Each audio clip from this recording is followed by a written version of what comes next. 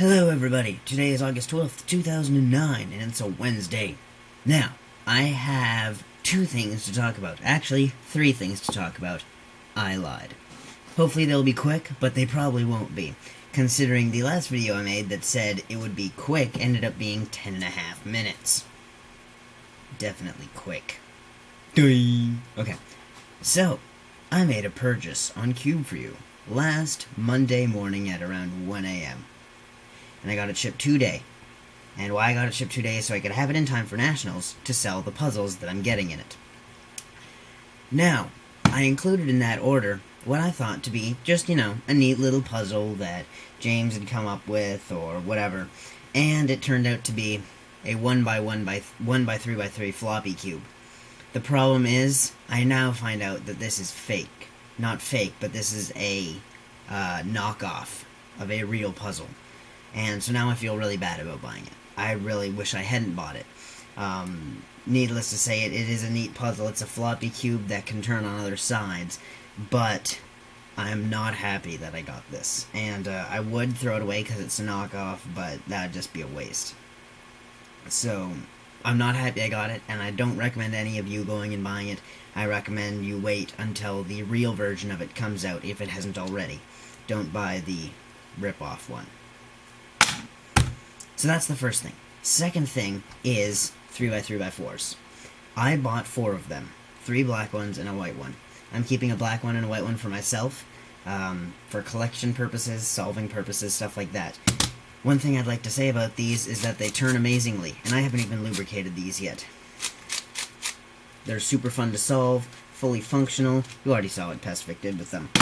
Now, with those 2 extra black ones, I will be assembling them, making a tutorial on how to assemble them, because for some people it may be complicated. I'm going to be making a tutorial on how to solve them as well, and a review. But, with those last 2, I will be selling them at Nationals. They will be assembled and stickered with Cube for You stickers, and so if you are one of the first 2 people to ask for one, then you will get one. Whee! Yes, that was retarded, but 3x3x4s, fully functional. It's pretty sweet. Now, the last thing I wanted to talk about, which is why I think the video will be short, because I'm already at the last thing at 2 minutes and 40 seconds, I'm wasting my time anyway, is Nationals. I'm going to Nationals in 2 days, and so is a lot of other people. Now, I'm only talking about Nationals this much is because I'm completely scared, excited, and afraid of Nationals. Because I want to do well, but it's going to be a lot of fun, and I'm glad I'm going, kind of thing. So, being that it's a tournament, you obviously have to go through the ritual, I guess you could call it, or just the normal everyday thought process of which cubes am I going to take to the competition, and for what reasons. So, I thought I'd go through the list of the cubes I use, 2 through 7x7, and then you guys will know which cubes I'm using, I guess. I don't know. I just thought I'd do it for fun. So, starting off, 2x2. I had a 2x2 made out of a mini Diancheng. However, it had a problem. I know how to fix it, but it'll take longer than I have to fix it. So, I can't use it. I had a 2x2 made out of a 3x3, but I was retarded when painting it and got paint on the core. Whee! Retarded. So, I can clean this up, but it will take, again, longer than I have, considering I have lots to do to prepare for leaving tomorrow. And finally, that leaves me with my old trusty, or my first 2x2, and that is a white Ishin 2x2 with textured tiles. So that is my cube I'm using for 2x2. Now, for 3x3, I had 2 choices. I had DIY Type C and Edison. DIY Type C was amazing. It was my main speed cube for about 4 days. Then, I got this Edison in the mail, and this one beat this one by quite a bit. However, it only beat it in 1 or 2 different categories. They were the same in just about everything else. So, in my opinion, Type C is about as close as you're going to get to Edison. But Edison wins. 4x4. Now, this is where my own confusion comes into this whole thing. I had a lot of choices, but I could narrow it down to 2. Mini QJ and regular QJ 4x4. This one is the one I've had for the longest. It's really nice, and I love using it. This one is small. Someone is calling me on Skype. Rejected! Ha ha ha ha ha ha. Now I mute. Yink. Sorry about that. I should edit that out, but I won't because I'm lazy. 4x4s. Regular sized. It turns very nicely. However, this one, I don't know. It's weird. It feels sticky.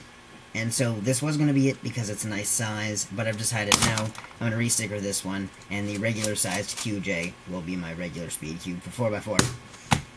5x5. I had two choices. I'm only going with one of them. Black V-Cube 5 with white V-Cube 5 core. Sweet. 6x6. I could either go white or black. White was much more broken in, but I have much better color recognition on black, and I made it so that the black one was as broken in as the white one without the same amount of actual solve time going into it, so black it is. And finally, black or white V7, black V7, because of the color recognition. For me, the color recognition is much more important on big cubes because it doesn't matter so much that you turn fast, but that you reduce the amount of moves and that you know which moves you're going to make in advance. So yes, those are the cubes I'm using. Now, just for the hell of it, pardon the pun, I'm going to go through over my averages. I average around 8 to 10 seconds. I finally learned Ortega. Woo. I average 20 to 22 seconds, which means I've dropped my average by about 8 to 10 seconds in 4 weeks, which is pretty sweet. 4x4, a pitiful 140. 5x5, a pitiful 240. 6x6, a sub 5 average, which is sweet. And 7x7, sub 9. Ouch. So, the only reason I said pitiful is because compared to what I get on the other cubes, these should be a lot lower, but they're not. So, with all of that being said, I want to hear from you people. Well, not actually hear, but see. What I thought is that you can take any cube, 2 through 7, that you have, and do a solve of it. Random solve, just for fun. It could be 2v7 solves. It could be a 3x3 and a v6. It could be a 4 and 5 relay. It could be a 2 and a 7. It could be a 7x7 blindfolded if your name is Mike. Or it could be a multiple blindfolded 4x4 if your name is Chuck. Or, it could be whatever you want. It could be a sub 1 second 2x2 solve if your name is Eric. You know what I mean. Whatever. Post it as a video response. It'll be fun, and I will choose the one that I think looks the coolest, or technique-wise, cool-wise, stuff like that, and I will talk about it in my next video. Shoutouts. Woo! As if that's a big deal, somehow. So, with that being said, I'm going to do a 3x3 solve. Hopefully, it won't be bad. This is going to be a random scramble, which probably isn't a good idea. It seems that when I get scrambles online, the regular WCA-approved scrambles, I get better times than random scrambling. But I didn't bring it up on my screen because I didn't think ahead, so it's just going to be a random scramble. So, camera down, yink. Now, let us solve. Blah. Not what I wanted, but okay. Oh, can't do that.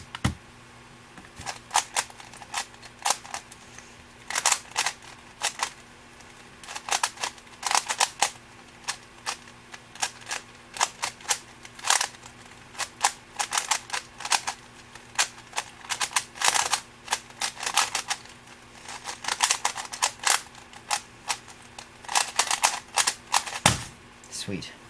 That was decent. It was at the high end of my average. 22.43. So yes, post your blindfolded 7x7 solve. That would be awesome, but okay. Yeah, post your random solve. It'll be fun. And stay tuned tomorrow for Lance's video. Crossed eyes.